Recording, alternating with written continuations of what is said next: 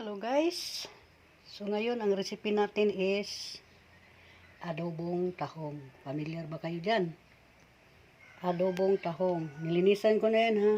How many times ko na siyang hinugasan at binabad sa tubig. Kanina pa yung 5 o'clock ng umaga ko binili sa palengke.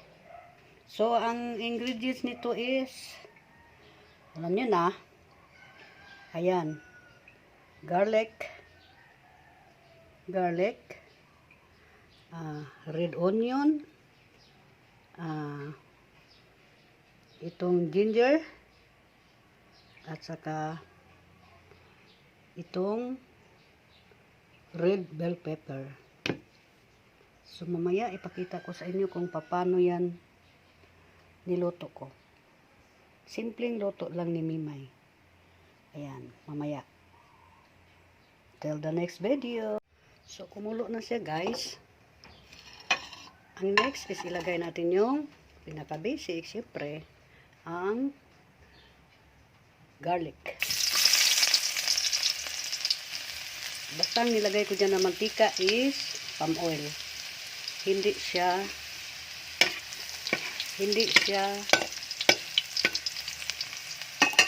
butter. Ang susunod naman is siyempre, yung onion, red onion. Bango na. Ayan. Ayan, red onion natin. Ayan po. O, diba? And the next is, huwag masyadong anuhin guys, para hindi siya mapait.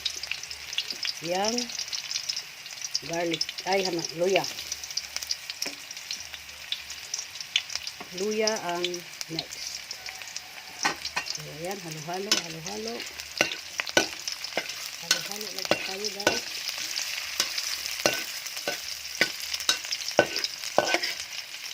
Ayan. Yung apoy hindi masyadong malakas ha guys. So, ayan. And the next is siyempre, ang ating tahong. O, diba? Tandahan mo. Saka, huwag mo siyang lagyan ng tubig. Huwag mo lang lagyan ng tubig yung tahong guys, kasi magtutubig naman siya. At saka, kung maglagay kayo ng asin, is kunti-kunti lang. Kasi ito parang ano ito. Diba? Malalaki yung tahong na yan. Talong naman kasi isa din na guys. Malinis yan. Ayan. Diba? Tapos ito is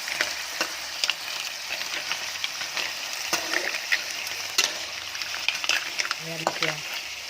Saka mo na ilalagay ang bell pepper para mawawala yung mga amoy-amoy dyan.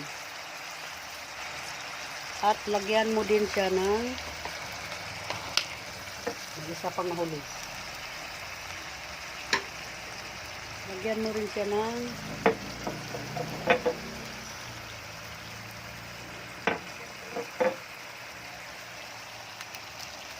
yang paminta. O, diba? May tubig na siya, Huwag namin ilagyan ng tubig. Kasi magkatubig man yan siya. Pagkatapos, takpan natin ito, ha. Wait a minute. Takpan ko siya. At hintayin natin kumulo. Saka natin ititimpla kung lagyan bang asin o hindi. Kasi minsan, pag nasubrahan siya ng aalat. Diba? Sarap siya tingnan, guys. At ayan, nilalagyan ko po siya ng takip. Para mas mabilis siyang maluluto. Lutuin talaga yan, guys. Huwag yung half cook lang. Lutuin talaga. Sobrang luto yan. At ayan, nagkakaroon na yata ng katas. Diba? May sabaw na yata. Tingnan ko. May sabaw na siya. Ayan. Wait lang po. At malapit na tong maluluto. Ayan, pakulo lang tayo ng pakulo guys. So ayan, nilagyan ko na yan siya ng asin at madami ng tubig. Diba? Tingnan ninyo. Nagtutubig na siya sa sarili niya. Tapos dyan. May asin na ito at nilagyan ko na din yan ng paminta. Liso ng paminta. Yung ano, hindi siya durog. Ayan, halo-haloin na natin ng konti. At malapit na tumuloto. Ayan, at ano na siya. Bumubukas na. Meaning, naluto na siya. Diba? Ang bilis lang. Pero, ayan, tingnan niyo, may sabaw. Tikman ko na kung ano lasa nito ngayon. Ito na yata to guys. Ito na siya. Kasi nakabuka na eh. Yan ang kasimple guys. Nandyan lang yan sa inyo kung gagarin nyo ng kamatis, di ba? Titikman ko siya. Oh, ayan. Tama lang yung lasa niya guys. Hindi siya maalat.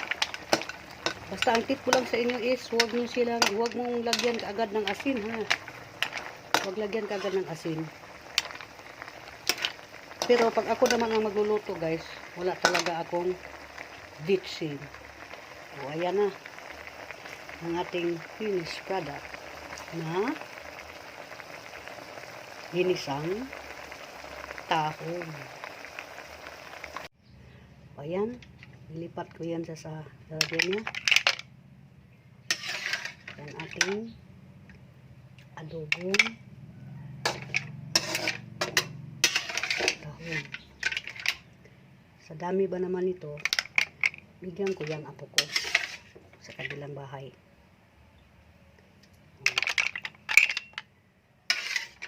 Yan. Yan ang sabaw niya, oh. Kita nyo guys. Kasabaw talaga.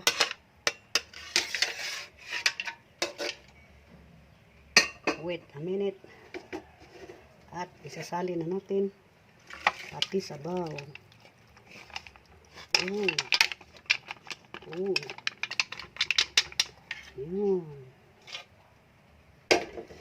Ang ginisang tahong. Bilis lang lutuin yan guys. Thank you for watching.